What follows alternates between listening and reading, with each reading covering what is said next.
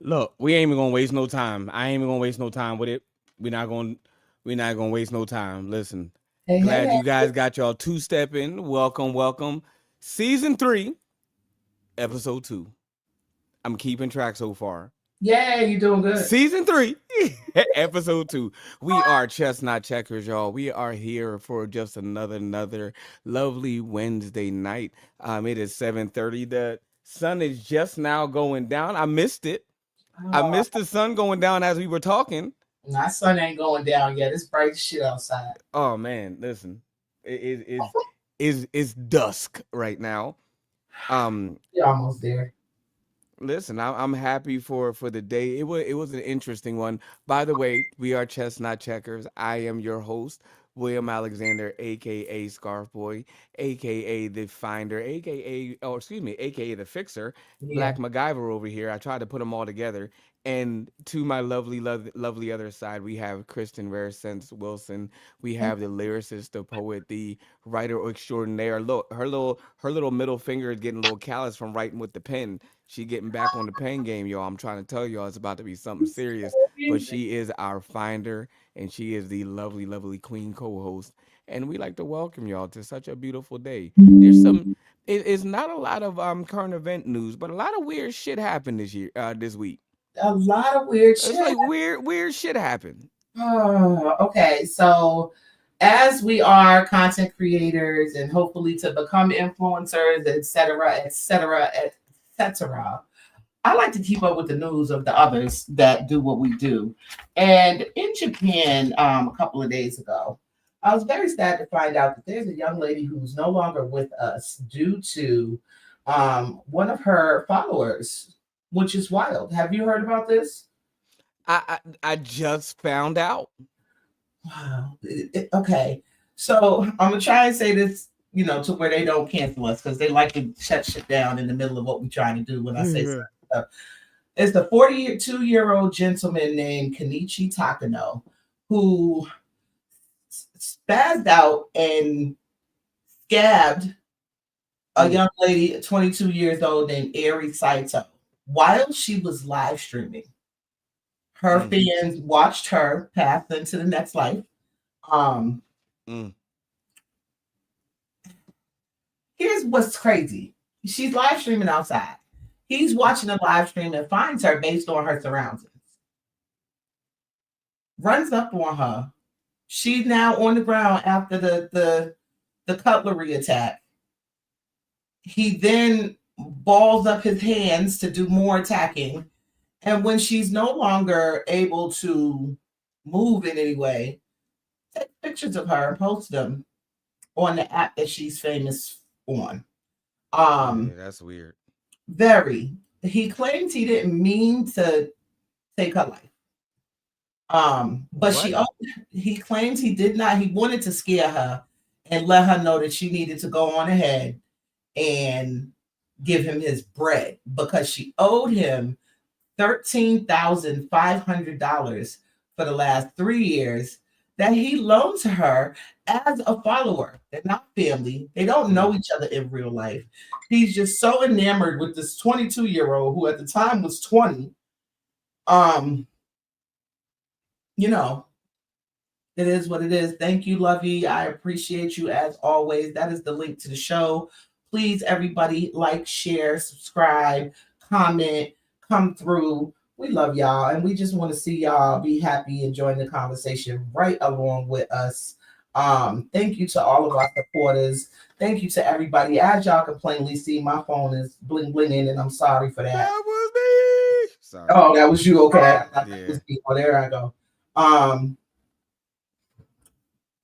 but yeah, I'm appalled at that whole conversation. Honestly, whoa, chill out, phone.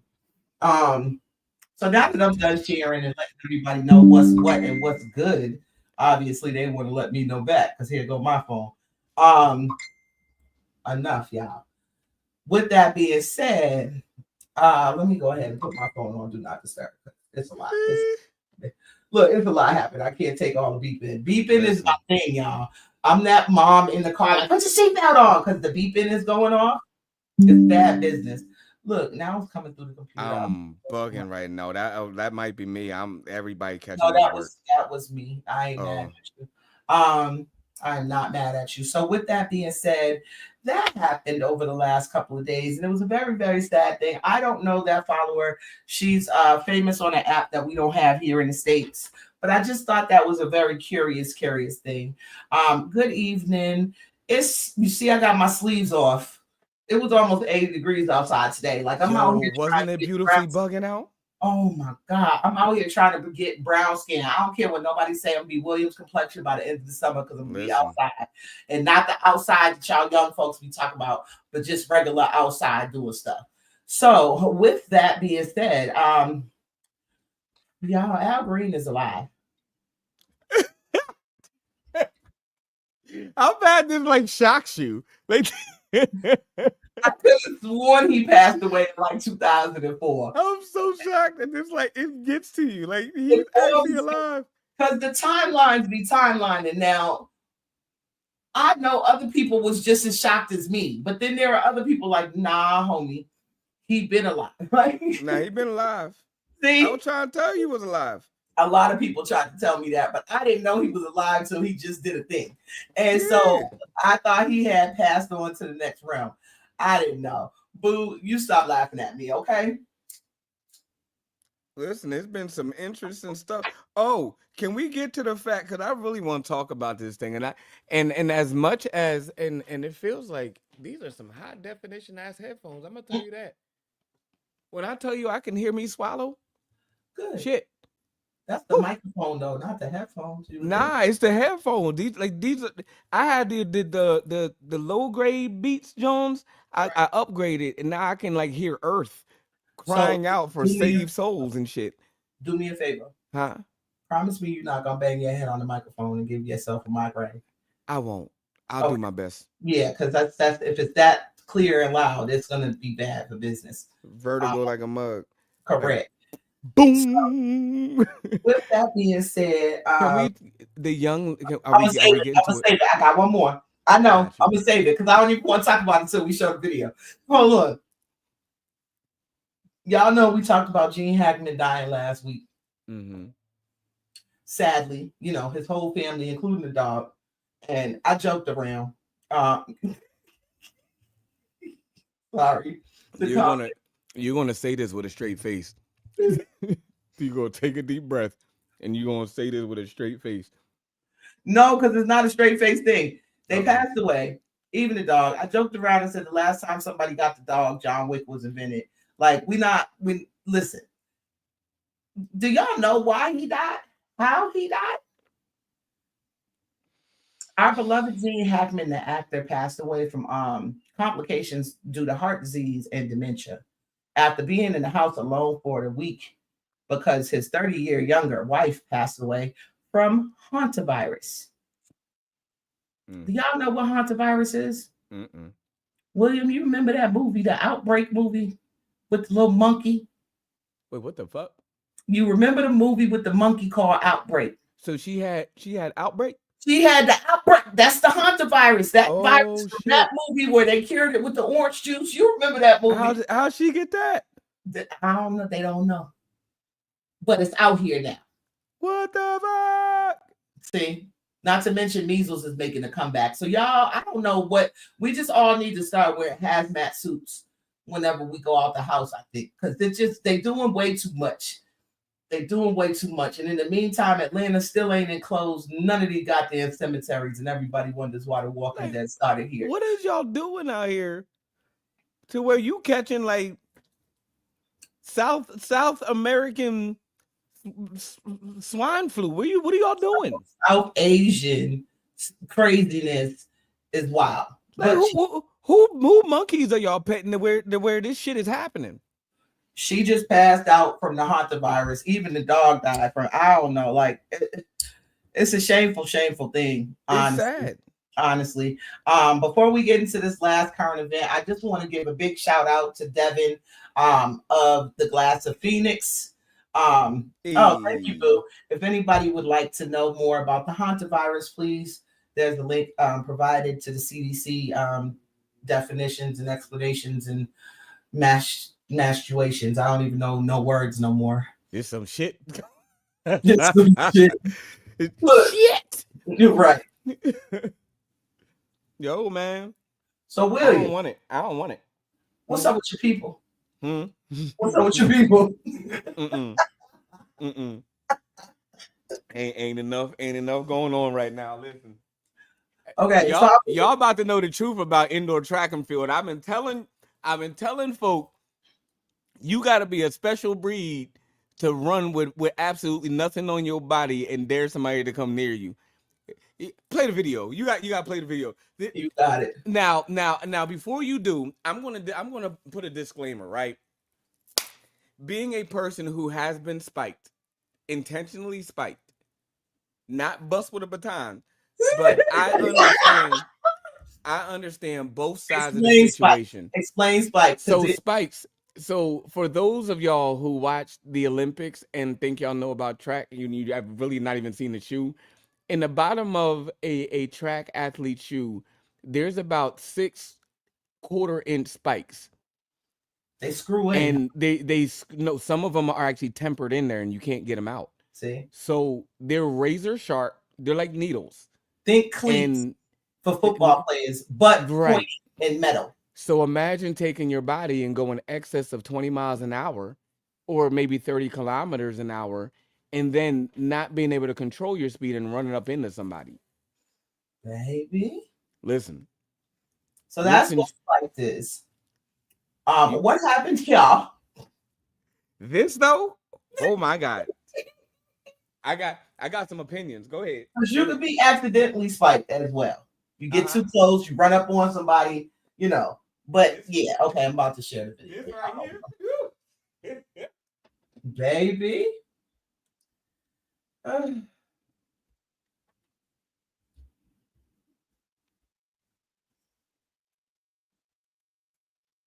This was interesting.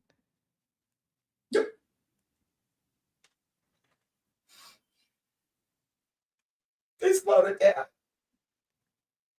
You all gotta watch this.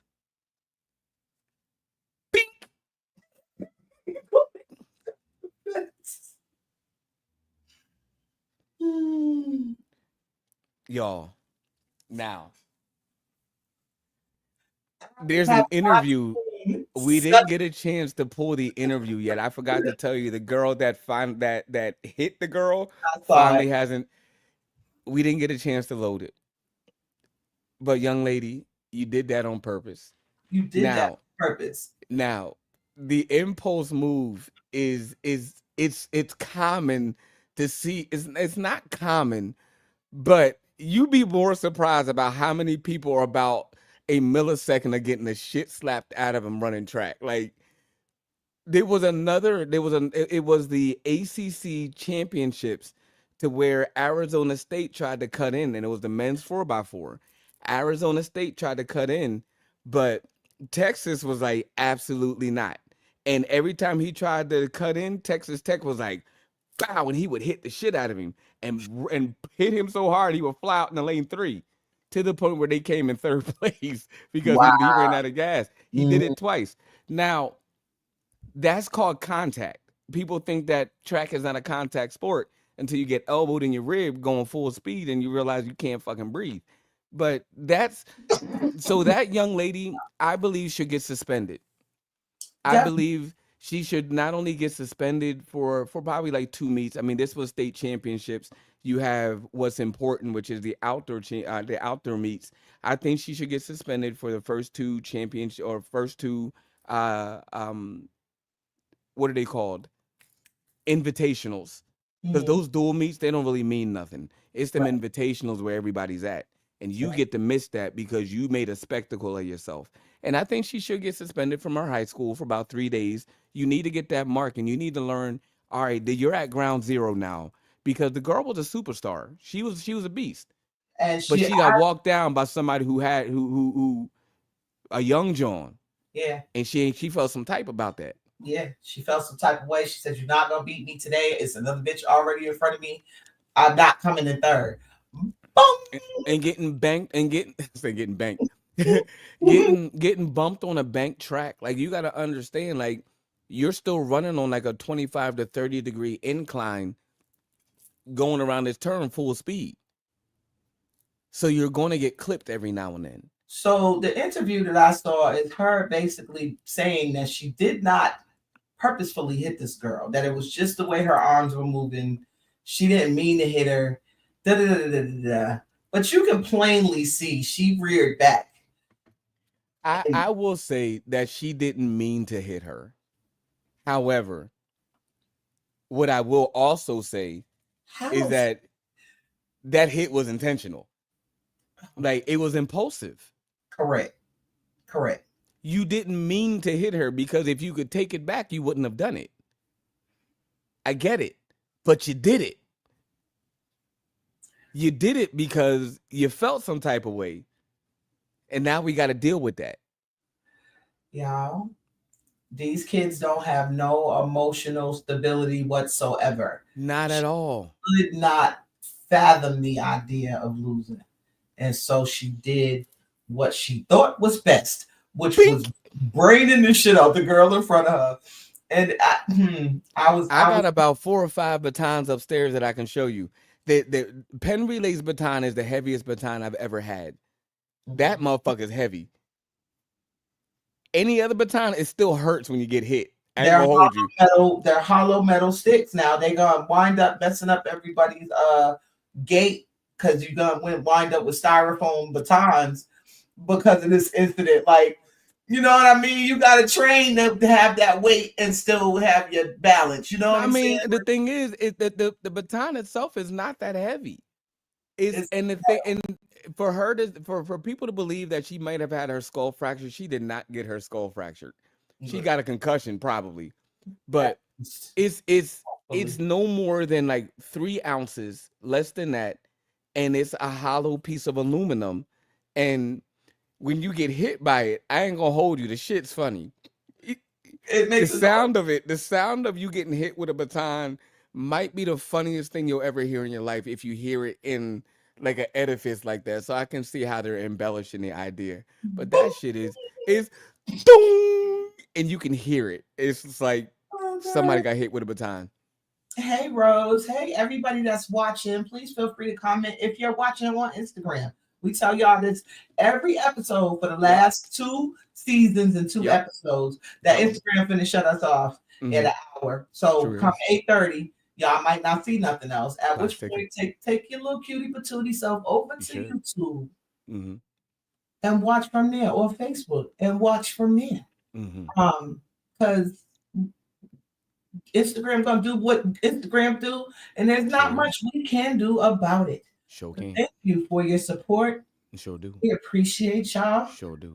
Because we have a lot to cover today on this lovely second episode of our 3rd season, we're going to keep our current event short and go right into our main meat of the matter today. Sir, how do you feel about that? Yeah, like a little fanfare. Come on now. Can we give a shout out first? Because we got a little bit of time. I can't even see the time, but we got a little bit of it. Can we give a shout out to my co-host? Because this young lady has been like vibrant. She goes from like all black and now this woman is like she can I just show you acknowledgement and love? Of course. And can I tell you, mind you, she sounded like Ray Charles after a heroin moment, like the day before. I called her. She was like, "What?" I said, "Hey, is Kristen there?" I didn't know what to do. She said, "Then shut up, it's me." I said, "It's who?" "I'm sick." I'm sick as a dog for the last 4 days. Listen, got real weird for a moment. She put her camera up. I said, "Oh, what's up, Kristen?"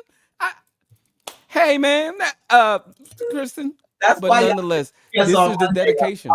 I'm really tell y'all. That's why y'all didn't see us on Monday because I was in my bed. Bad shape, brother. Like, Yeah, I was in my bed in my pillows, zooted up on NyQuil and Theraflu, praying the Lord take whatever listen, is we was bought. on prayer and fast watch. If y'all didn't see us on there, I'd advise y'all to pray. Listen, because some shit that popped off that we neither one of us can say something. Baby. My whole house was sick. Except one. And she's the one that got sick in the first place. Now everybody else sick. Her ass just bouncing around the house. It sounds like you need one of them trachea joints. Like, you're doing well. Just give me a couple more days and I'll be all right. Gonna Yeah, fucking shock the microphone. y'all didn't want to hear that. But yeah, I'm in love with Lavania, first of all, because that's my boo. So purple is her color, blue is my color, green is both of our colors. So I'm doing a little thing here to like incorporate all of our colors because plus royalty, and I miss the 80s sometimes. So plus I feel like I'm a gift. And so You I are. need a bow. I need a bow, honey. Like I just so yeah, I was doing something different today. I hope y'all like it. I 'Cause, think you should be felt as a gift. You are a gift. yeah, and every gift deserves a bow. So here I am. And y'all will see this more often. I really do be trying. There's a lot of times when we tell y'all, thank you, boo. When we tell y'all that we be coming in hot, when we supposed to go live at 7:30, we be coming on here at 7, trying to do sound check, get current events together, find music. Thank you, boo. Syncing shit up. Thinking, making sure that everything ain't gonna fall over once we start talking. It's a lot going on So behind I the scenes. so I had to go downtown because I said William, and William said I said you have to upgrade. You have to do something a little bit more. Um, this equipment has served you, but AJ, now you have to do. You see him, right? I'm trying to ignore him, I but now see you his have to tail. All I do. see is tail. There You he have is. to do more. And also because I have a whole green screen in the basement. I don't know, like I've been working my ass off in this basement, y'all. But Mhm. nonetheless, it's time to just upgrade. So I went downtown and I kind of got lost and found some things, and thank God for half decent credit now. Um, went ahead and said, Yeah, layaway what? right. Let me go ahead and pew, Yeah. and it's going to be here. So my environment is going to look a little different next week, Yay. quite potentially if everything comes in on time. But nonetheless, we come in, and the reason why a lot of times we come in hot and we have to do so much is y'all. I keep trying to tell y'all we doing this. This is Kristen and this is William, and whatever Kristen can't, William can, and what William can't, Kristen can.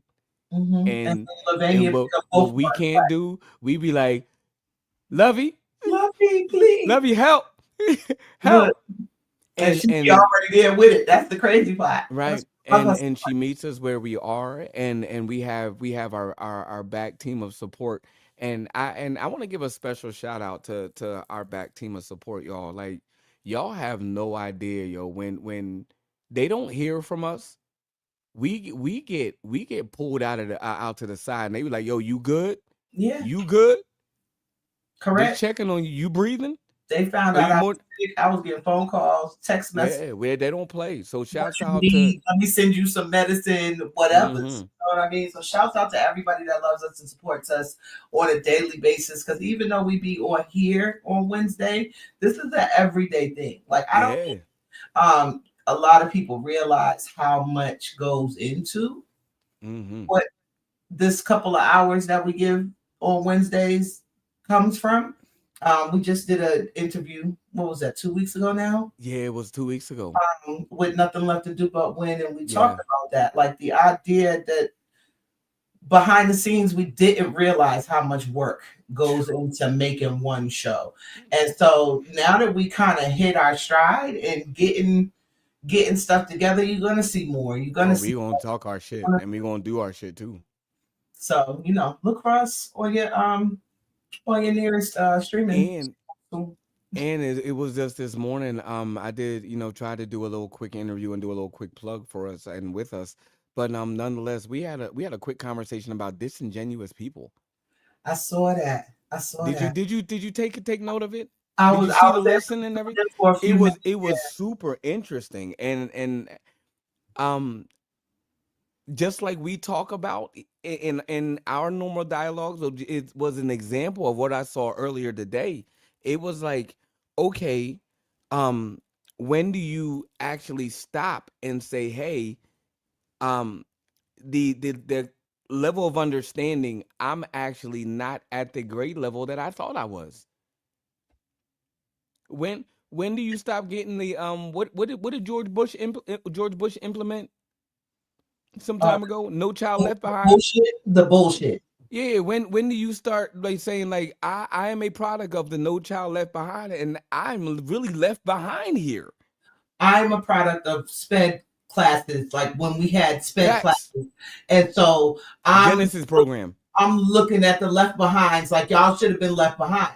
I just spoke to a young lady earlier today, and I need to check my phone logs because she called me and I didn't get a chance to answer. But she is a wonderful young woman who is housing 2 out of 6 children, fostering them due to the family's issues. The Hmm. little boy is 17. He is a freshman in high school who can't read. Took him to do his permit, and the boy can't even spell his name. So, which children aren't being left behind? That's why I call it the bullshit. I feel as though, at least if you stayed in your city, right? Back in my day, if you stayed where you was from, right? You knew who not to have children with because they was in that class.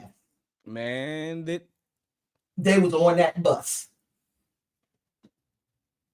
bus Now, came bus came after all the other ones, didn't it? now nobody knows who not to fuck with because everybody's not being left behind. And And so everybody to fuck up on social media. that too. And I'm sick of it. But it is what it is. I wish that I could throw some dictionaries at some people so that they can learn the word Oh, yeah, the word source. the Joan said to me, I'm explaining to her, this was the hypocrisy that I'm talking about. Oh shit. This young lady says, all right, I'm around the but first of all, her question was a statement, it wasn't a question, right? So then she goes ahead and says, okay, I'm assuming that y'all should understand what I'm saying because I'm in a group of intellectuals. What? So I'm like, okay, so I begin to talk as normal as you and I would dialogue. Like, okay, we're having a basic conversation. Kristen, she says, in one idiosyncrasy that I have here is that I don't like under talking, and a lot of people don't know what under talking is. So let me explain to you what under talking is. So let's say Kristen is saying something and is making her point of fact, especially a factual manner. And I begin to say, well, I don't even know why she even talking like that anyway, blah, blah, blah, blah, blah. She using too many da, da, da, da, da. That's under talking. Over talking is when somebody hits your button and hits your funny bone and you holler ouch, but you don't say ouch, you say other shit that justify what ouch looks like. That's over talking. Like you're over talking somebody. The under talking is that manipulative when you trying to like influence somebody's words by saying what you gotta say under what they're saying. Like I don't fuck with stuff like that. I don't like it. I and trust me, I will stop. I talk. Oh, I didn't fuck this mic up. I talk with the metronome, right? This metronome goes about 70 BPMs. Nice. If I talk above that, you're going to hear a speech impediment. You'll likely hear me stutter. You'll likely hear me try to overlap my words, things of that nature.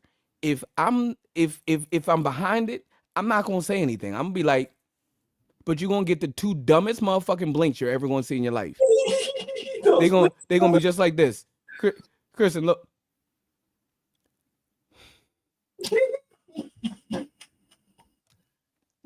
Can I just say I love the Blinks? In those moments right there, I'm trying to catch up to what needs to be said, and is it worth even saying? This young lady says, "Oh, I'm around a bunch of intellectuals," so I begin to speak to her as if she's a normal functioning fucking adult. She says, "You're using too many big words," and I didn't hear her because I didn't expect that to ever be said. So about 45 minutes goes by, and I'm like, "Did this bitch just say I use big words by using 2-syllable words?" She did.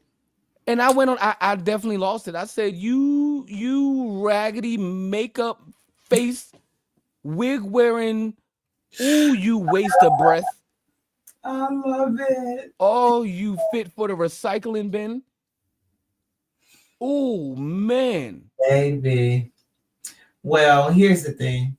We gonna what time is it?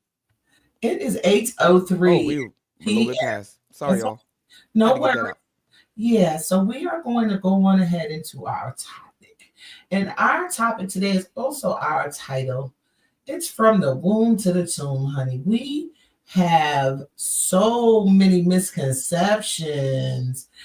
Hey, baby. Hey, Carrington. Hey, Unc. Oh, what a family. I love it. Stop pressing stuff. No, you gotta let me do it while you wave and do your salutation. Get your fucking fingers off of there and wave and be glamorous, mother. God damn it, shit. Thank you. I love y'all. Thank There you y'all. go. Get fingers off. Stop. Let me do it for a second. Let me be great. Splash world, bang. Talk now. I'm so used to pushing the buttons. I'm sorry. They are. I told you I'm on my computer. Shit's different. I love it. Listen, give me a So, finger. All right, bang. We back to so the beginning. we love y'all. Thank y'all for tuning in. We're doing from the womb to the tomb today. And I lost it. I got you. Where's the banner? Fuck. You gotta take the comment down. Oh. Crazy person. Y'all. So Yeah. the reality is she normally does the she's the finder, I'm the fixer. If it was broke, I'd fix it. But if It's not broke, I can't find shit, right. Where's the broom? I'm looking right at the broom and I'm asking you where's the broom. So we're gonna start at birth because I feel there are a lot of misconceptions about what happens from the time we conceive. Misconceptions conceive. Okay, sorry, the word threw me off. Anyway, so yeah, let me just go on ahead and find this video for y'all, and therefore we could try and make something happen. So from the womb, we gonna talk about it, honey, because there's a lot going on. There's a lot going on. It really is. Dad, did you know that breast milk is synthesized from your wife's blood? Did you know that your baby's bones are formed from calcium from your wife's bones? Did you know that mothers lose 500 milliliters of blood during vaginal birth and up to 1.5 liters during a C-section? Did you know that babies can kick your wife so hard from the inside that they break a rib? Did you know that 7 layers of your wife's skin must be lifted during a C-section? Did you know that 90% of new mothers suffer at least from mental distress, which may be as bad as severe depression postpartum and wish for more support? It's important to acknowledge that even if pregnancy and birth are natural processes, it requires immense physical and mental effort from your wife. So please don't take it for granted and give something back with your support during this journey. Let me know your thoughts below. First of all, I hated his voice. I hated it the first time I heard it. I hated it the second time and the third time. And I'm going to say it as I hear it this time. I hated his voice. He sounds very Aryan. It's okay. With that said, he wasn't wrong. Right. I've gotten with my 75 kids. It's like, no, I got four biological, one godchild, one adopted. She literally went, you're my dad now. And I said, bet. So with raising children and hearing the absolute struggle, and I'm I guess a gift is being a listener, right? And listening to what women go through the stage of not from the time even before a baby, when y'all go through your cycle, that shit was fucking wild to me. But it wasn't until I had my baby number 2, I said, y'all bullshitting. So I went ahead and tried this the TENS unit. What number did you get to, William? Oh, I made it to 10. I ain't no bitch. But I bitched. What thing was you in, right? No. I'm keeping we talking about accountability. We're talking about ownership and responsibility. Womb to the tomb. I made it to 10.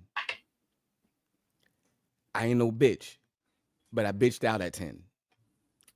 That pain, the level, the excruciating pain, and to look to my immediate left and see this motherfucker laughing at me. Once a month. I shit it. I said it. Yeah. We're ownership. I'm looking right at the camera. I shit it. I shit it right there. I shit it. There was nothing I could do. That pain was so excruciating that my body shut down, and they tell you come with an extra set of. My body shut down. There is something that women have in their body that keeps them from that pain. That pain is so ridiculous. So can I just share something with you? There is nothing in our body that keeps us from that. Period. Shit's Bullshit. The worst Bullshit. shit. No, we have them. The moment we start cramping, we got to take a shit. Demon. So you experienced it the right way. That's all. And fellas, if those of you are watching, if you've ever had a tooth infection, you know the black people teeth that we end up missing. If you've ever had that tooth infection, imagine that tooth infection being on like your upper and your lower, but in your stomach. That shit, yo, man, like you can't stop it. There's no way to know if it's gonna end. Like, and fuck y'all. That's all I got. That's gratefully that shit is crazy, man. Do go for the full 7 to 10 days. Most of us don't get cramps for that long. Some people do. There's some people are having the worst cramps the whole time. A lot of us aren't getting cramps the whole time. So we still got to go through the bleeding. And depending on which type of apparatus you use is apparati. Good one. Yeah. Good recovery. I like that. Thank you. Apparati you use. It gets worse over time. That's all I'm gonna say. You know, you find your way, But then the blessing of being pregnant is that you don't have to deal with that. But then you're dealing with all of what that man just said. So feeling things move inside of your body. Shit's wild, man.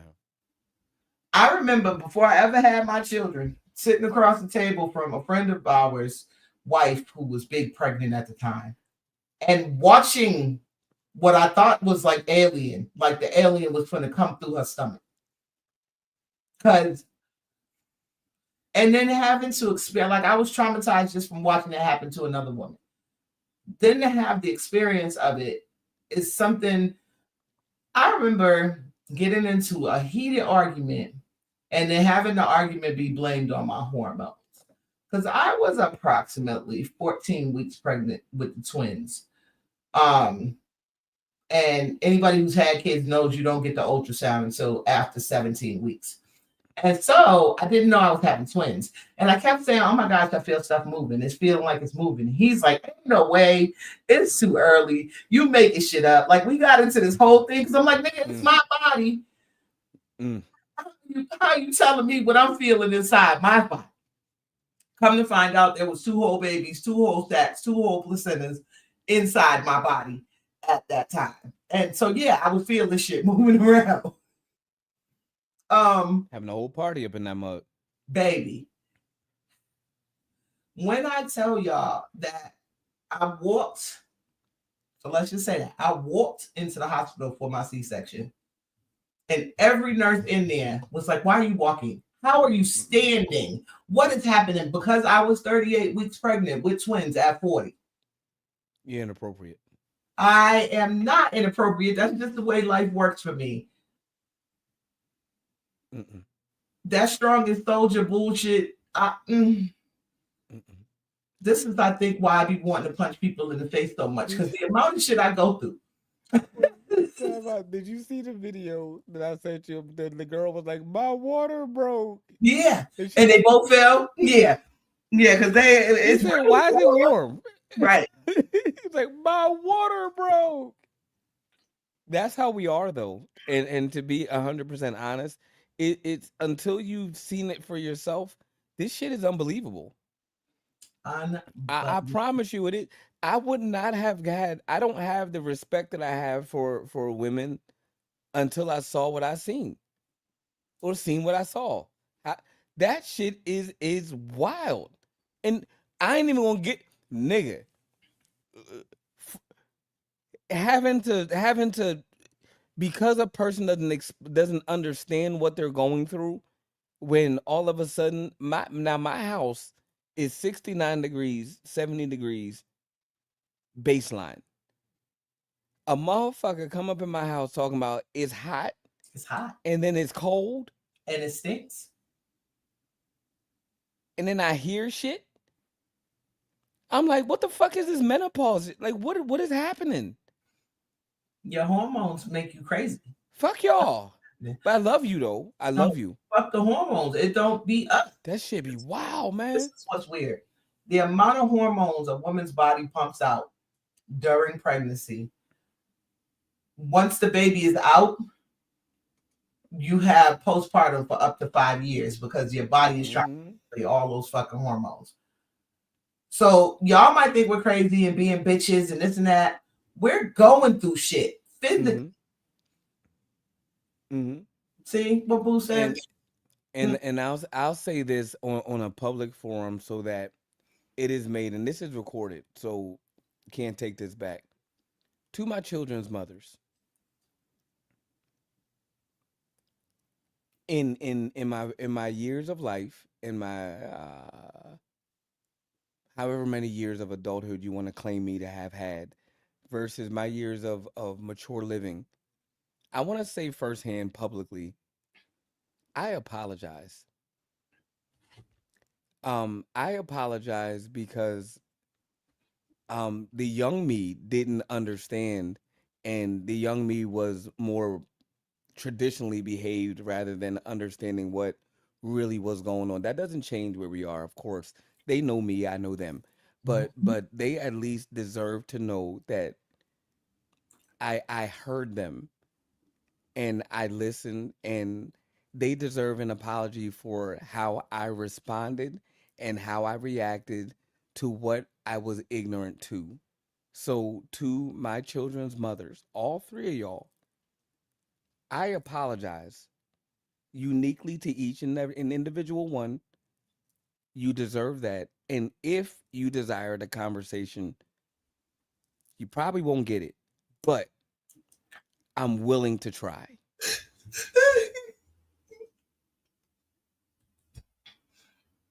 But I sincerely apologize for my ignorance and my youthfulness. In the spirit of apologies to my 4 children's one father, I apologize. Because at least during the first one, and then also during the twins, I don't know what the fuck was happening to me neither, nigga. So, and therefore, being frustrated and not knowing what the hell is going on inside my body probably caused a lot of problems. But they're here now. And no, I'm not giving up no conversation. Fuck that nigga. But I'll apologize for my part in a lot of that shit because I was just ill-informed on a lot of things. I remember when the first one was born, We was up for 3 days straight. This baby cried. I'm trying to breastfeed. Nobody told me nothing about colostrum. They I don't went to say them, shit. yeah, I went to them classes and I slept through most of them. I was fucking tired because I was working with all my children. I worked up and until like basically right before I had to give birth. You know what I mean? So I don't be paying attention a lot of the time, especially when I was young. I was not paying my attention bill at all. I And was the it's best 2-year daddy. look, I'm not gonna get into what he was the best at, but you know, yeah, I'm very much so. I remember him calling my mother at like 4 a.m, 3 days after we got her home, because she's screaming, and I'm like, she said something wrong. Oh, no, no, no, no, no, I'm so tired. Because of course I had just given birth naturally, Mm. you know. Um, I don't think no milk. I'm squeezing and shit hurts. I don't no milk coming out, you know. And he called my mother and she's like, well, go get some fucking formula. Like the milk don't come in right away. I'm like,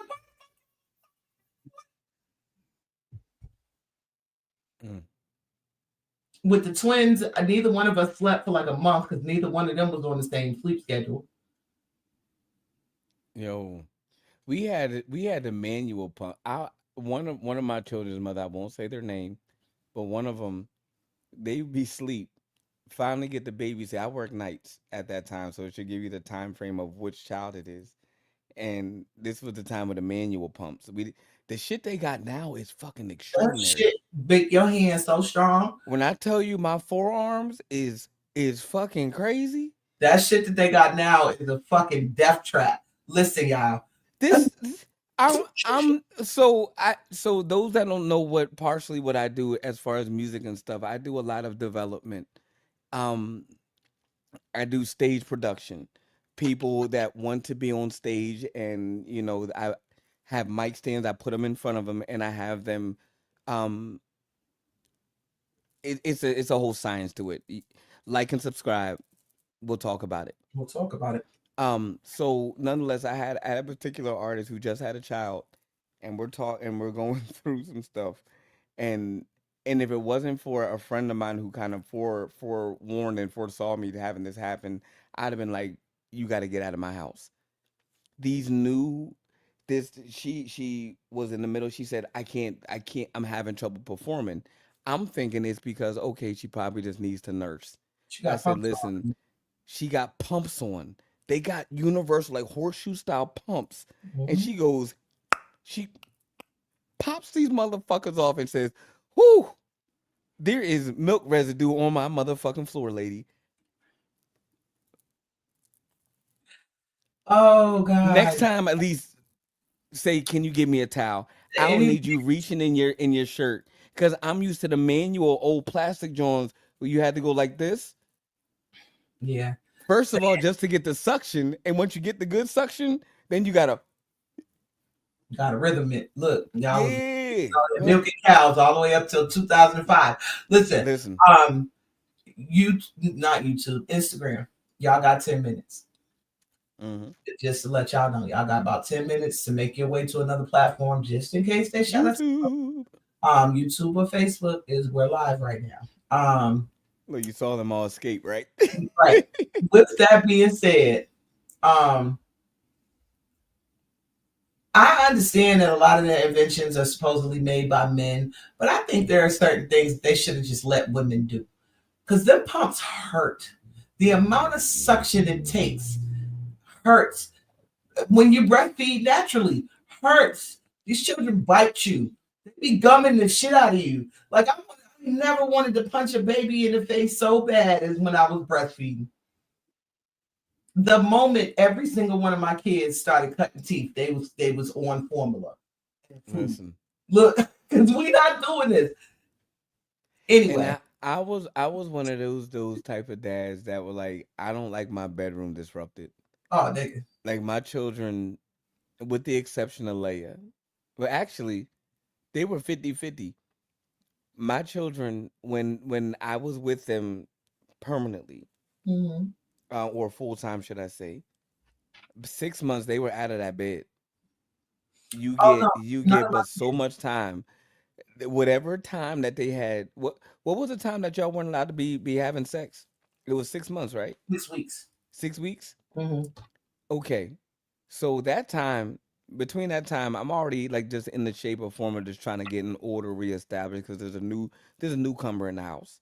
6 months, that baby was an independent. All of my children were independent sleepers by 6 months. Okay, All so of them. people have called me cold for this, but my kids love me and I love them and we have a great bond. So I don't know what the fuck y'all are talking about. But I was raised in a family of bastinets and cribs.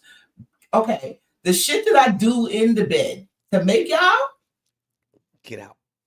you not getting in that. You not sleeping in that. There's Mhm. no, absolutely not. I'm sorry, absolutely not. So I have always, from my first child to my last, had bastinets right next to the bed. That way I don't fall asleep with you on me and drop you or nothing. As soon as you sleep, I just sit you right in your bassinet and then I take my ass to sleep and everybody's safe and comfortable.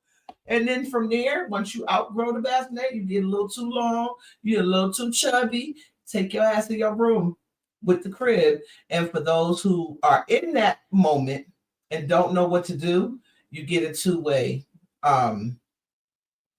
what's the thing? The speaker, the two-way radio thing. So Oh, we instead use it all here. yeah, instead of the monitor where you only listen in, you get a Hmm. two-way, and that way they can hear you. They can hear you. Yeah. You're too far away. Hmm. Um, With that that said. being said, the babies are Hmm. here now, and so we got to raise them, Hmm. right? Hmm. So I found a great video in regards to what one young lady's opinion is for how what's wrong with these children nowadays.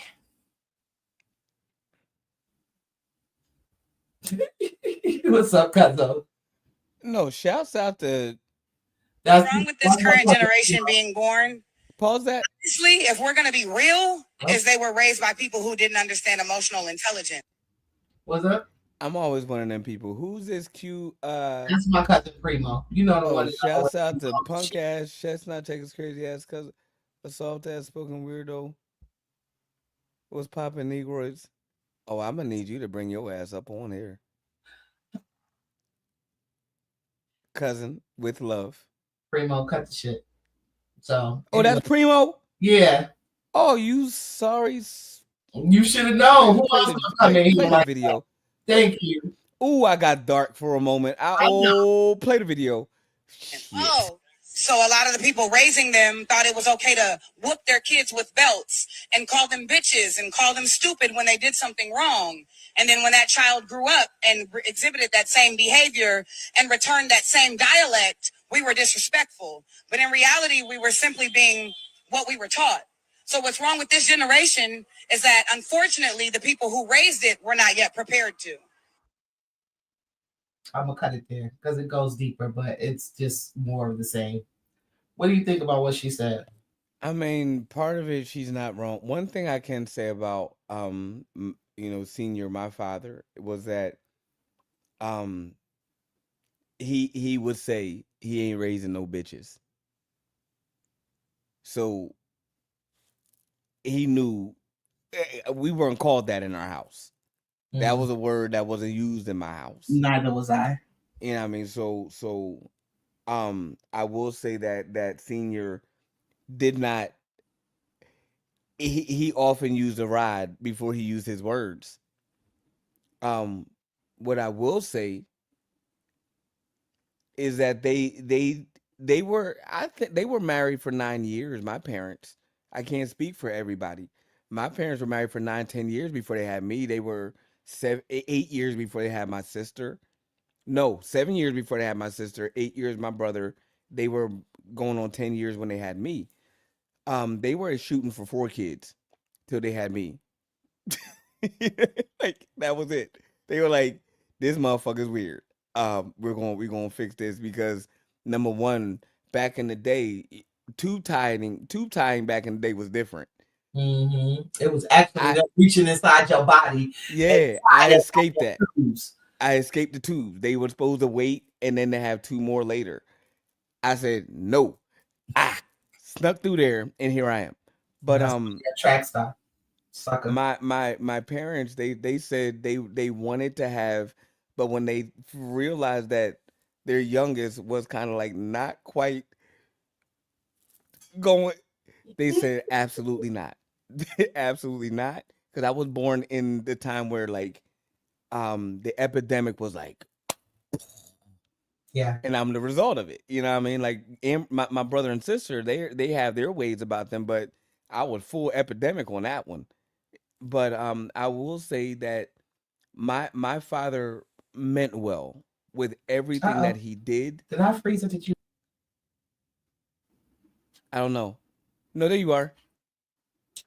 Okay. As long as Oh, I'm back. It's buffering for a second. I saw it. I was like, but I will say Yeah. my father did the best that he could with what he had, and when I learned that man's story, um, not only did I understand him better, but I cried for him with a Oh, tear that he never could cry. yeah. But See, that's the mhm, difference. mhm.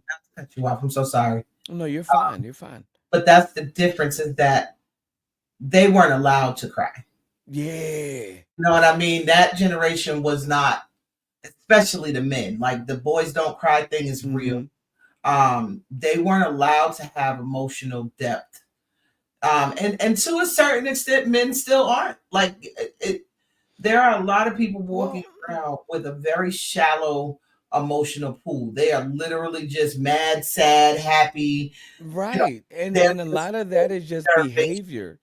And I wish it's like having this type of conversation honestly is having a conversation about race. For me it's very equal to that. Right. I Which is why there I've always said I'm raising white kids because I want them to have the emotional compatibility to be able to name their emotions, yeah. express them properly and respectfully, and then move forward with solutions as opposed to just bottling everything inside and then exploding and or imploding one day. That part. My sibling, my immediate family, those that are still remaining, they I it fucks with me. No, it fucks with them when I am able to be like, you know what? That did not make me feel good. And as a result, this is how I feel. But you're not going to get the expression of how I feel. Right. We were brought up in a era where we had like you said, we had mad and we had sad. The Yeah. other ones, they kind of got introduced like later on. Mhm. What we're experiencing now is being able to express the The whole enjoy feel, goddamn it. right. Like so it's weird to say, you know what, this is the same motherfucker that ran up on a deacon at his house is the same person that when you cry, I cry. This Right. is the same person. But if you rob me, I will hurt you with no emotion. I won't think about it. I might cry while I'm doing it. I'm going to be sad that I had to do it. That's Right. the only thing that I will be remiss to think about. And see, for me, You had me fucked up. That's the only thing. But I'm still gonna laugh because that's a part of me that I enjoy, and part of me is like, fuck around and find out. Like it's and right there. And for me in our generation, as you know, my upbringing was, yeah, of course, shed your tear, not tears, tear, shed your Tear. tear, shut the fuck up and go handle your business.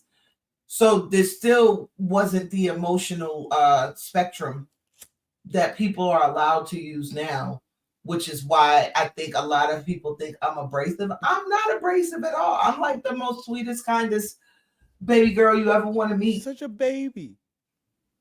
I am, but So don't fuck y'all, around because you will find out. here's some context. Kristen is 5'10". 5'10". She's 5'10". I'm 5'8" and a half. Um, I often look at her. I forget that she's 5'10". I look at her and she's like 5'3", 5'4". She's just, I'm like, she's such a baby Mhm. until she stands up, and I'm like, Look, my on the shirt. video, I'm like, No. Yeah, she's still tall. Like that's still Kristen right there, but she's such a baby. And I try to get people to understand that because I'm passionate about stuff and they don't see that from women. You know, especially when it's something that actually is meaningful. Right. You know what I mean? They see girls get passionate about puppies and purses and shoes. No, I'm passionate about protecting people and love and things that actually matter. And, you know, I'm called over extra for that. You know what I mean? But it's like we weren't allowed to express. We were to be seen and not heard. We weren't raised in a world that allowed for it. And so as adults raising children, we've had to find our way down an untrodden road. And go ahead. No, go ahead. No, please. All I was going to say is that, you know, in marking this trail for the generations to follow us, we made a lot of mistakes. Well, I won't say a lot, but we've made some mistakes. That part. You know, and we are hopefully open and honest with our children. Like one of the things I love about having adult kids now is the dialogue. Because they'll come back to me like, you remember that shit you did? Yeah. And I'm like, no. Right. Because cognitive dissonance is real and I was going through a lot. You know, right. But I'll accept that I did it. Right. I also accept that it may be colored more harshly. Right. You know, due to the emotions involved and the fact that y'all were children, so you didn't understand. Yeah, having my kids come back to me and say, Mom, it's okay. It's not your fault. We know what happened. Is the most wonderful feeling in the world. Right. And that's one thing that my mother, she and my father, he does his best with trying to give this part two. Even still, as I'm 41, he's 70. Yeah, they are. Look, they are.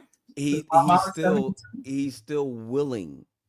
And that's why I give him the lessons that he taught me, or the lessons that I was taught rather, in the way that he couldn't quite articulate them because he didn't have a Leslie Fisher.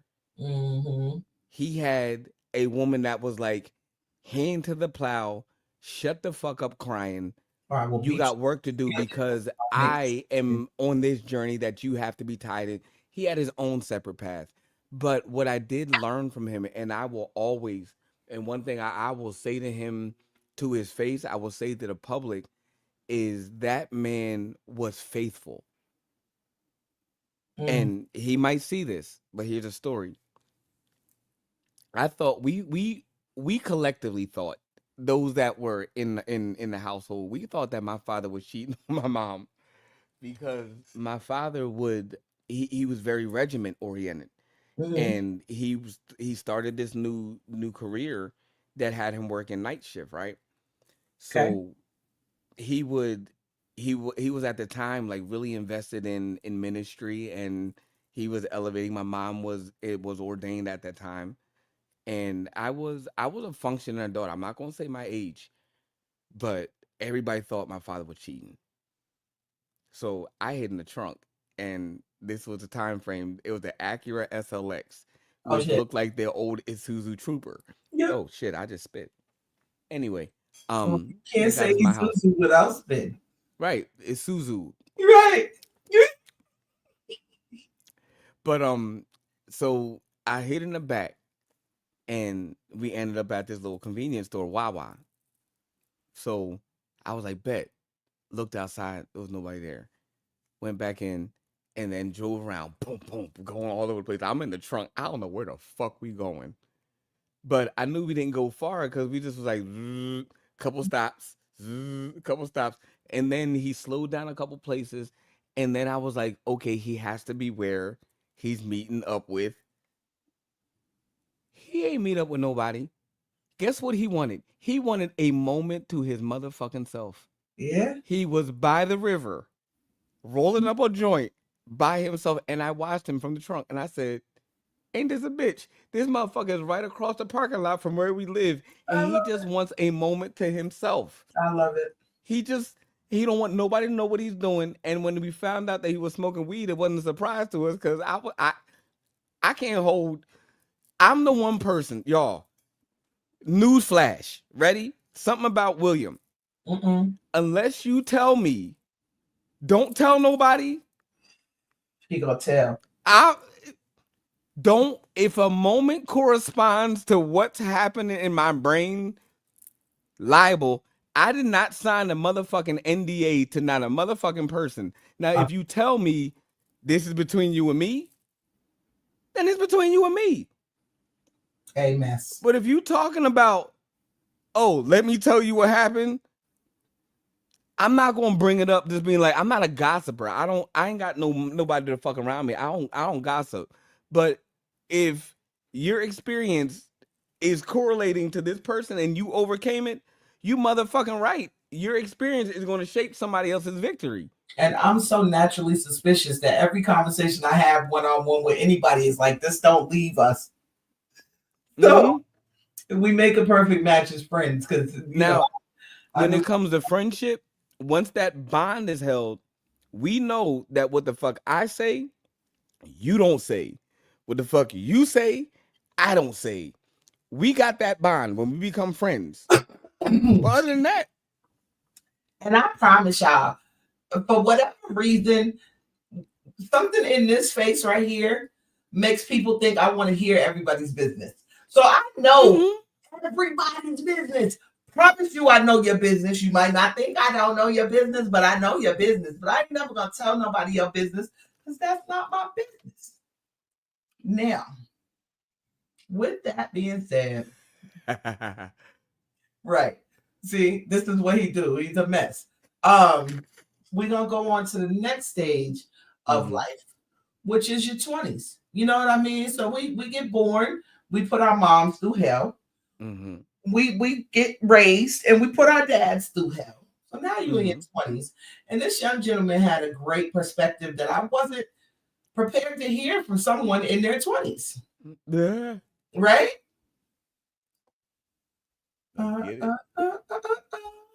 Listen, man, it hurts.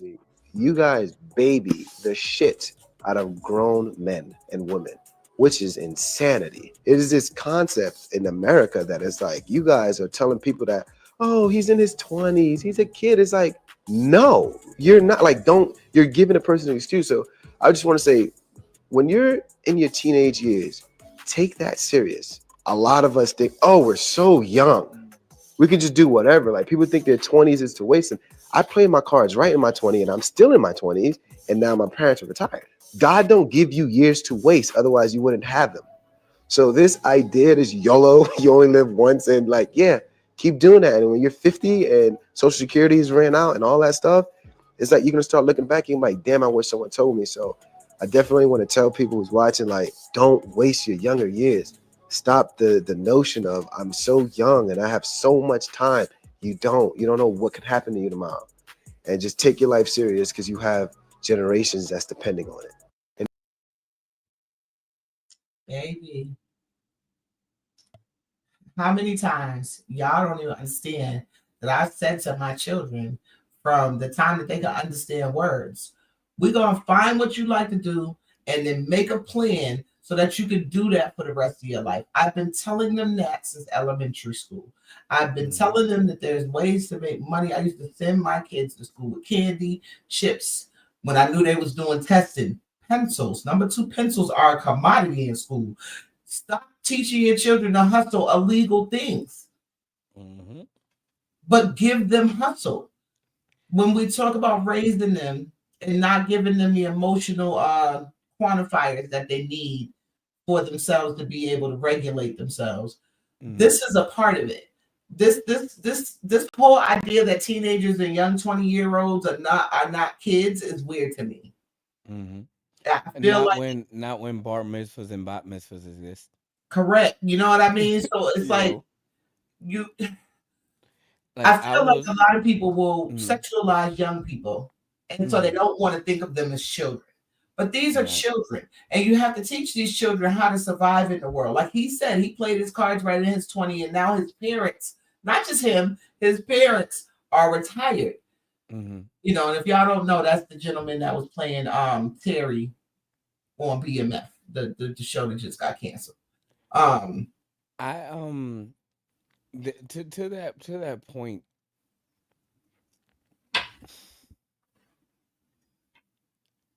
I had a conversation with Senior, and I guess this season is going to be a lot of like shadow uncovering. I said one day we're going to approach this, but I had, the initial conversation. I was silent when he said it.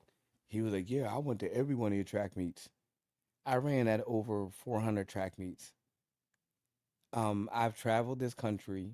I think I've not ran in North Dakota, South Dakota, um, Alaska, Maine, New Ham. No, I ran in New Hampshire. I think there was like 7 states I've never ran in. Mhm. Um, 5 states total I've never visited. I ran in over 400 to 500 track meets, and he was like, "I've been to every one of your track meets." I said, first time I let him say that and bypassed. Second time he said it with like a little bit more braggadocious and a little bit more confidence. I said, "Let me correct you. You've been to less than 10. I ran in over 500. I had more. It took 2 people to lift this Tupperware bin to the amount of medals that I've collected over the years. All gone because of somebody else's attitude. But um, my behavior is their attitude. It takes two to cause that type of effect. But I say that to say what I give to my kids and what I try to implore to my kids is exactly what you say. If you're going to choose something, if that's what you want to do, know that your father, based on my experiences, is going to support you almost to the sickening and deafening part. Baby. It's going to make you sick because know what it's like to not have had that, to not have experienced um hearing the stories of a ghost that lives in my house. Mm-hmm. I know what he's done, quote unquote, but you never taught me that stuff. You never bred that stuff, and you never validated that in me. I I I went to the USA trials, and you're talking about your 7th grade victories over this guy named Bunker Hill. I know more about your little 7th grade victories than you know about the shapes of the world that I've existed in my entire life. Makes you want to say, listen now, Bundy, shut the fuck up, don't it? Some point, that's what I did. I did it gently, but I had to tell that truth. I care, but I cared at the first 2 times you told me. Right. I got stories that'll pass through legacy and generation Mm. based on one moment that I shared with you. Right. Yeah. When do you allow me to allow you to be without you trying to force me to make you be over here when and that's what a lot of our generation tries to do. We try to exalt ourselves to be what we're truly not. I had to really identify that I failed my oldest daughter as a parent. Yeah. I had to thank God my son and I've trained and I've taught and I've done the best nurturing I could do. And I'm thankful to say that my son was able to say when I apologized to him, I said, "Son, I failed you as a father." And I was able to, and he was able to say, "Dad, you didn't. I'm only 8." Like at the time, he was like, "I'm only 8." You know what I mean? You You nigga, are watch what I can do. Watch what I can do. And right. it reminded me that say, you know what, William, there's still time. There's still this. There's still opportunity, and there's still a way to healthily rear these children and groom these children. And what that young man said was what I wish I could have said at the time to my father. You Yeah. know, and even in relationships, I people think that it's rude for me to say, "Where your daddy at?" When I hear certain conversations, and I'm just like that, but it helps me to understand, say, "Hey, I understand that there's a certain level of adversity that you're just not committed to go into yet, and you have to be Yeah. more nurtured into that development than reared into it like I was." That's Mhm. how we met. Yeah. Very You could true. have been beaten into submission like you've been familiar of, or you could have been given the opportunity to say, you know what, spread your wings and now let's see what you got left. You got one fuck, now let's find the rest of the fucks that you got to give. Mm-hmm. It's Mm. not that if I didn't have my father, goods, bad, and I said it before, goods, bads, and indifference, I would have not been here today to even be able to begin to talk about my story. Most of it's unbelievable to my immediate family till they look it up. Mm. A lot of it's searchable, Right. Absolutely. you know. But what I try to at least give is, or as a father to my own immediates, and also to those that say, "Hey, I honor him like he was." I try to give them the truth that we are human out here. I am not a superhero. I'm not a superhero. I'm not. I believe in a higher being, and it's kept me to where I am. Absolutely. But at the end of the day, my human side really did some work to y'all that we now have to undo. Keep the meat, and I got to teach y'all how to keep the meat. But I Yeah. now have to teach y'all how to just leave Chico, that bones. about to choke the shit out you. Listen, That's what the I want journey to is as far say as that fatherhood is now. yeah, I want to say something about your journey. You know why you never got to say that to Senior? Because he never would have said what you said to your son. He never would have laid himself bare like that. Mhm. So you weren't able to respond in kind because they didn't understand how to say that. Mhm. You know what I mean? Like it's hard as an adult just talking to other adults to say, damn, I fucked up. I'm sorry. But to have Mhm. to look at your kids and take blame, take fault Yeah. for things that you feel are wrong, is one of the most hurtful things. And I think that the fact that his response was so loving and kind is proof of everything that you've done right. Um, Mhm. understand that I think that we, as people who were raised in our day, back in our day, right?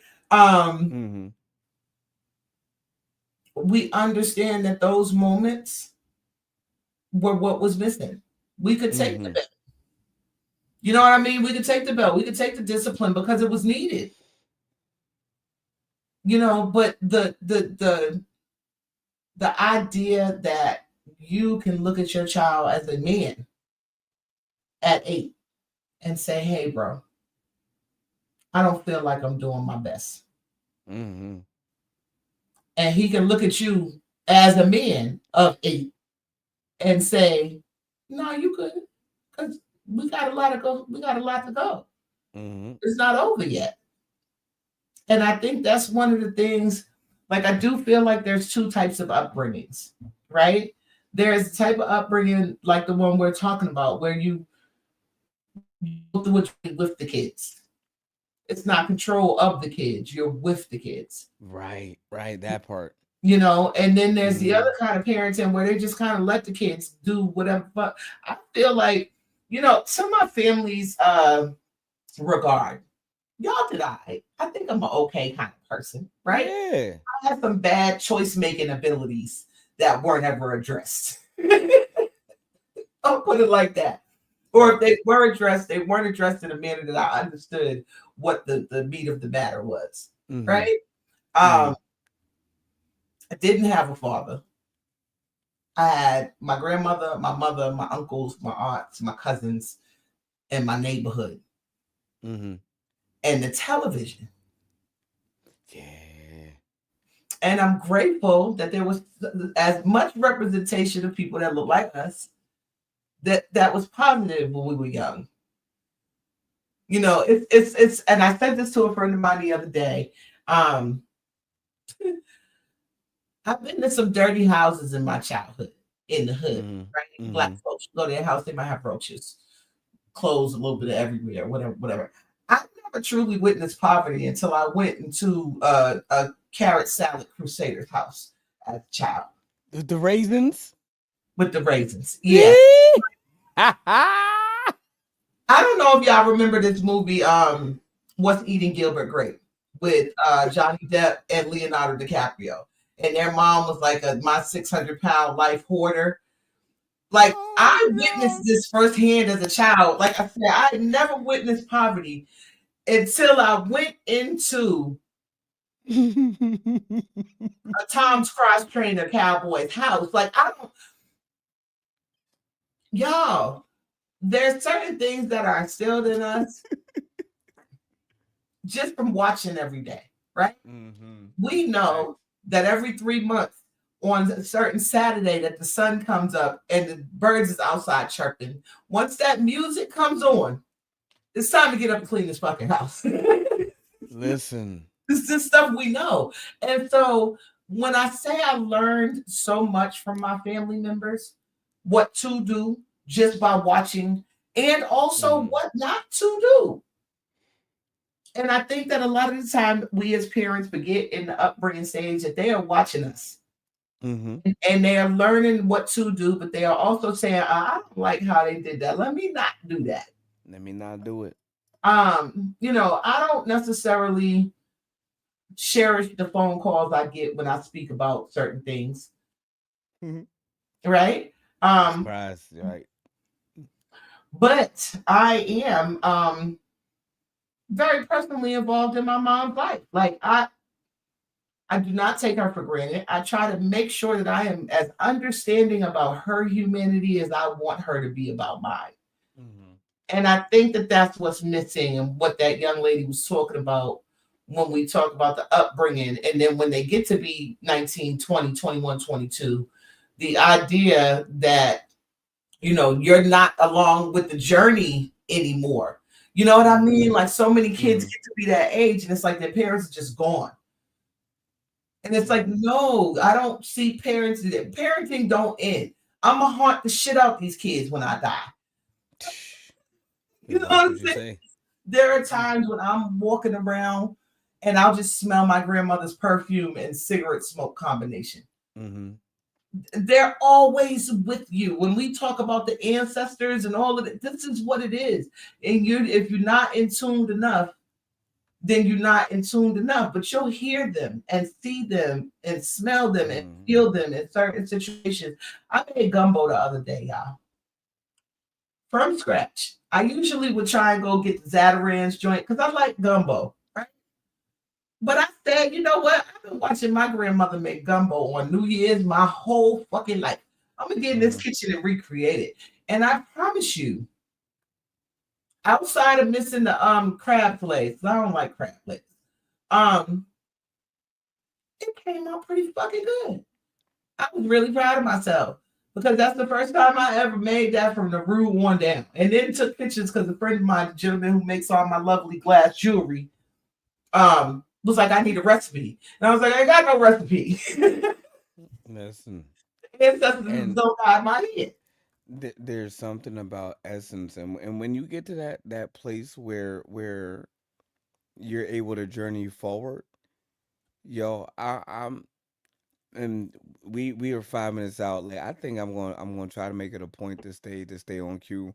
My co-host needs, and yo, y'all hear me say this all the time, and I'm not usually like very possessive, but it was one of them things where she was just like, boop, you're mine. And I was like, boop, okay. And so I get to say my co-host, when I feel that she's fighting I get to make choices, and she gets to allow me to make choices, knowing that it's for the betterment of her. Yep. So we're gonna stay on cue. We're gonna stay on time. We got 5 minutes. Well, But we got one more video. with So that said, I was about to say, listen, we look. You saw what I was doing. We Mhm. got one more video, y'all, and we're gonna wrap this up and we're gonna tie it all together. Yeah. We can go right on Going ahead, to tune was today's topic, and we just wanted to man. go over what the lifespan looks like and why we do these things. Because in reality, we do this for our kids. We do this so that there's a record for people to look at to say, well, at least we know there was 2 people really out here raising their kids in 2025. So when that reckless side and you actually see that, like, we wasn't playing when we told y'all we was a little batshit. When that comes out, you can see the record of the fact that we still get 98%, which is still an A. We're not perfect out here. We're striving. So I'm here. we're gonna go on out to the tune, Mm-hmm. because that's the last stage of life. And I think that, as people, Mm-hmm. we need to do better.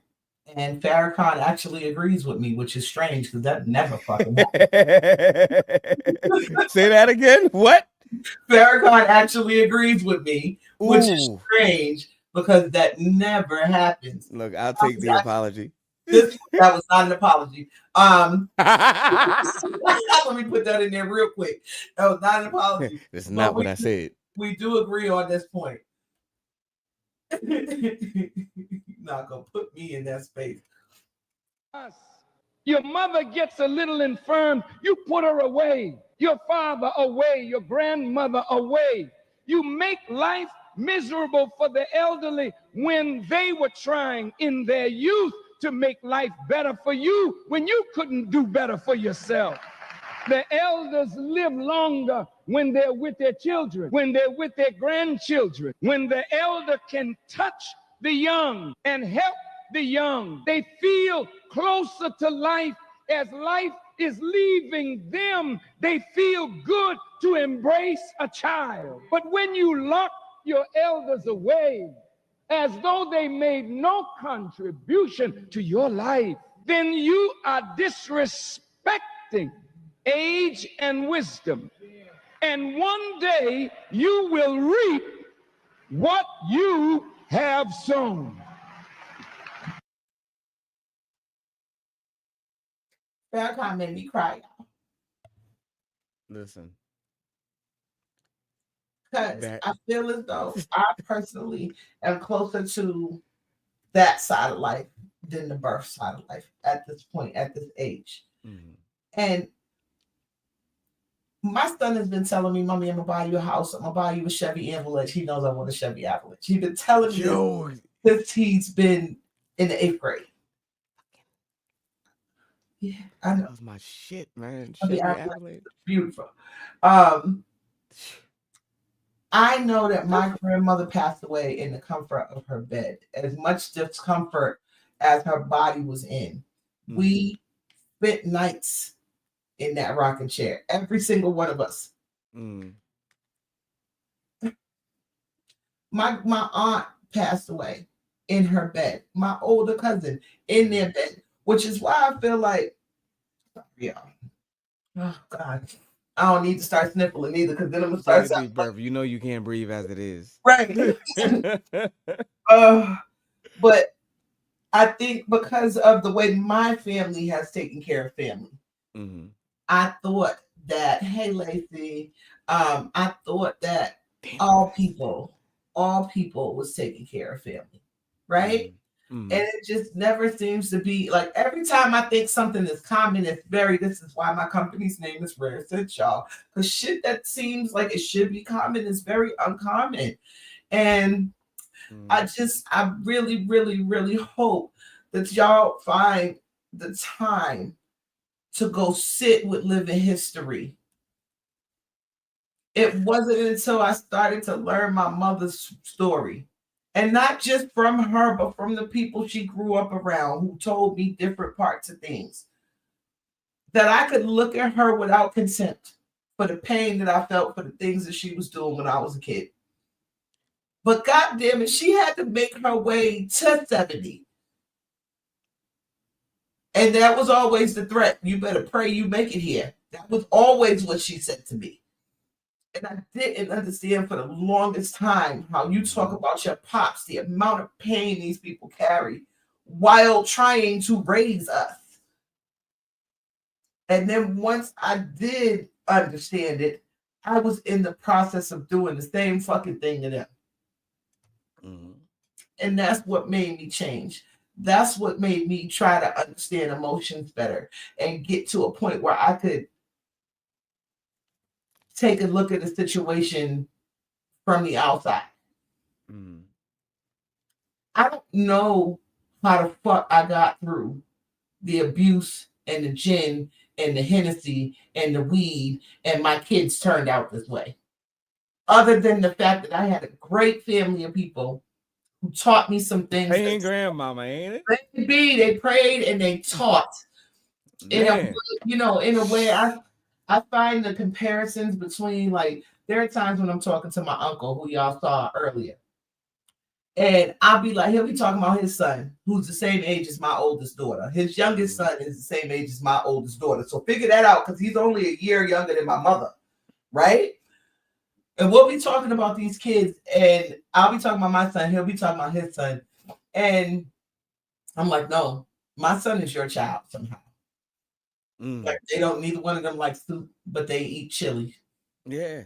You know, again, and I want hot sauce on everything, like my little cousin. So I call him my son. Like, that's my son. We got to switch, because somehow we got switched sons. You know what I mean? But it's just this idea that the epigenetics of it all runs so strongly. Plus, we all. Oh God, I hate you. Yeah. I was just about to say I want to do a segment, and even if it's a series, we usually do about 21 episodes now. It's the fact that we can say usually as if it's been 3 seasons now. But we can stand to do a in-depth understanding from our own experiences on what you just said. Like my grandfather. People ask me, they're like, all right, I don't quite get you. You're like, you're old spirited, but you look like you're under 30, or maybe tapping 30, or maybe right at over 30. Yeah. I'm like, no, whatever you think about, you gotta add at least a decade or a dozen to it. And I get that language from my grandfather. My grandfather used to always speak in like little parables and little metaphors. And he would say something and I didn't get it until, well, shit, I think I got it last year. Right. He said, reasonings are life's seasonings. I love it. And I didn't get it. Like, when you so let's take away excuses. People make excuses and they call them reasons, but let's take that away. When you're able to say, I did that because I, and not because you or anybody else, this is why we have the conversations that we have, why we communicate. When Kristen checked me one time, it only took one time, and I was like, nigga, don't ever make those types of mistakes again. She only asked me to do one thing: live what I'm saying. If I say I'm gonna do it, do what I say. Yep. If I'm not gonna do it, then don't fucking say it. The end. That's what I gathered from it. That's it. But That's it's the same thing as when you make when you provide a reason, you're providing an understanding to a person, no more than you might have lost your job and your rent's due, but you only got $500, but your rent's $1,200. You give them what you got, and the reason is, I lost my job. Right. But if you don't give them nothing, then you got to have an excuse. Yeah. Why didn't you give me anything? Ain't that wild? Like, and then you gotta be like, well, because I need to do this and I need to do that. I need to do this. But if you didn't even, but not even any, you didn't even say anything. So you literally didn't give me anything. Look, I will say, my mama Deborah was quick to teach me. You gotta You, call them, baby. Look, you gotta call them. They'll work with you if you call them. you see what I'm saying? You, I this love is it. all this. I love it. I my biggest issue, and I'm not gonna keep saying I failed this and I failed that. My biggest issue when I'm learning, and I told Kristen this, I said it's hard for me to determine a hoe from a housewife if I'm not settled and set.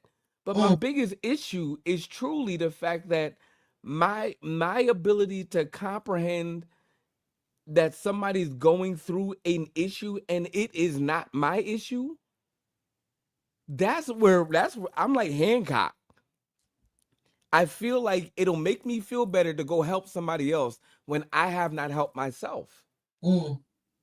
So when I decided to say, hey, let me take a portion and help myself, now all of a sudden, no, like I got plenty of reserve, but now a lot of people don't want to fuck with you. I like it that way. Look, that's why I'm grinning, because I like it that way. Look, because by the time I get my reserves built up, if you wasn't willing to stick around while I was on E, fuck you too. So what I've learned, and especially from those elders, was like, if you're given this much, you make it look like infinity. Right. If my father, and I still recall this because I remember looking at their taxes and learning taxes at a very early age. I really suck at algebra. My math skill is fucking crazy. I have to actually say that. But I remember looking at it, and combined income, my parents made $40,000. They raised 3 kids. Yeah. And we were active. And one was a singer, the other was a musician, the other one was in athletics. They were stretched in every capacity, and they did it with $40,000. They bought a home, almost lost a home from being lied to from a church that's saying, oh, if you pray this way and then give this way, then you have the faith in this. They did everything in their power, but they did it. One thing I will say about my parents is that they did it right. Doesn't mean that they did it all the right way, but they did it right. Absolutely. And I can never take away, and that's why I sang at my father's wedding when he got married again, is that he did it right. And I can't be mad at him. Death did them part. And what can I be mad about? I lost my mother. He lost his wife. He can gain. I can preserve. Right. That's my function. That he is not her DNA. No, not at all. I am her DNA. All right. And I had to reconcile that. And I had to say, you know what? Although it hurt, I had to get through this. Like a son of a bitch, don't it? I had to watch him smile the way I've never seen her smile before. And maybe she did smile that way when they first got married. Maybe. But I had to look at it as a newness for me. I get to experience this man in his innocence the way I've never seen him before. And I get to learn growth from that place. And when I tell you the information that he get, and it's not to say, and I often, say, oh, he's a pain in my ass sometimes. But what I will never say is that he doesn't impart wisdom. That man imparts solid wisdom. And the funniest part about being around your elders is that they impart wisdom in ways where you catch it after the fact. I am the Black MacGyver because of Gregory Fisher Sr. Figuring it out when no way can be figured out, and finding a way when everything is dark and bleak. Right. When you've experienced death, trust me, you got another heartbeat. It's just a matter of time. That's what I was taught. And I give all credit to that man right there. Reconcile with your elders, families. Yeah. Reconcile. Bruvs, if you got an issue with your elders, reconcile with them. Because 9 times out of 10, your issue is with you. The issue is you. This Because woman is speaking my language. It's yeah, you. because the reality of it is they're just busy living life, and It's equivalent to me that's like listening to an adult say I don't like vegetables. Bitch, after all these motherfucking years, you ain't found a fuck movie. how you feel about vegetables. They're nutritious. They're substantial. Meanwhile, you walking around your hip separated, knees popping, ankles and toes fucked up because you ain't got no fucking Ain't calcium. seen an arch in your foot since 1987. Jesus. You fat fuck. And you mad at the elders for trying to do right by you. Y'all don't even understand how many times we turn around in the morning because we hear somebody in our head saying dress for the weather. So we got to go get a jacket Jesus.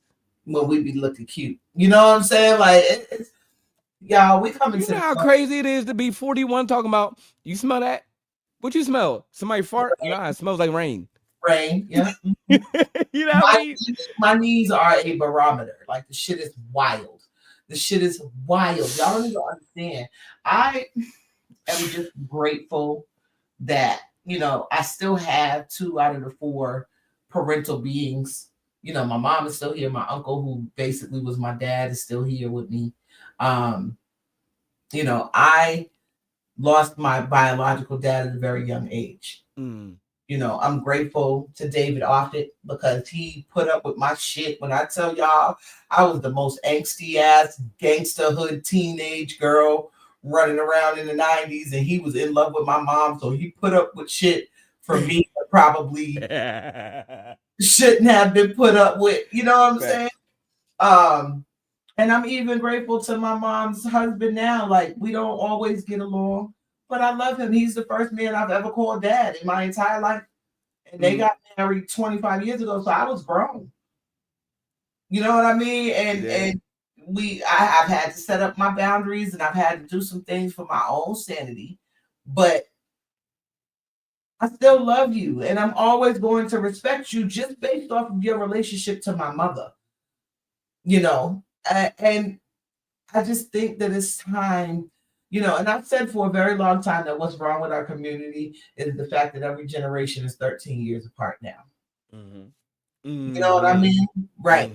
And so if your mama and your grandmother and your great-grandmother and your great-great-grandmother's all 12 years older than each other, go talk to your great-great-grandmother because she got a little wisdom with her.